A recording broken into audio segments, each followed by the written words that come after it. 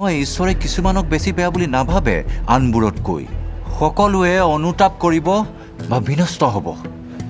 চিলোহৰ মিনাৰটো মনত আছে যিটো পৰি 18 জনৰ মৃত্যু ঘটিছিল নিশ্চয় আছে জেৰুজালেমত থকা আটাই মানুহতকৈ তেওঁলোক বেছি অপৰাধী বুলি ভাবা নেকি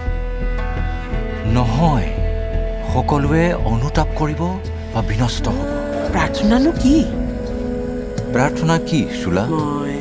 জোৰে জোৰে প্ৰাৰ্থনা কৰি ভাল নাপাওঁ কাৰণ বিজ্ঞ লোকসকলে যেতিয়া সুন্দৰভাৱে প্ৰাৰ্থনা কৰে মোৰ বৰ লাজ লাগে ডাঙৰ ডাঙৰ শব্দৰে একো নহয় তেনেকুৱা প্ৰাৰ্থনা দেখুৱাবলৈহে কৰা হয় ৰাজহুৱা স্থানত দেখুৱাই নকৰিলেও হয় তাতকৈ ভাল তোমাৰ কোঠালিত সোমোৱা দুৱাৰখন জপাই তোমাৰ পিতৃক প্ৰাৰ্থনা কৰা যি তোমাক গুপুতে দেখে দুখীয়াসকলক দান কৰাৰ ক্ষেত্ৰতো একেই তোমাৰ বাওঁ হাতক জানিবলৈ নিদিবা তোমাৰ সোঁ হাতে কি কৰে কিন্তু বাওঁ হাতে নজনাকৈ সোঁ হাতে কেনেকৈ কাম কৰিব মানে মুক্ত হাতেৰে দান কৰা অত্যাধিক চিন্তা নকৰাকৈ দেখুৱাই দান নকৰিবা আনক অপ্লুত কৰিবলৈ আনকি নিজকে গোপনে অভিনন্দনো নকৰিবা নম্ৰতাৰে দান কৰা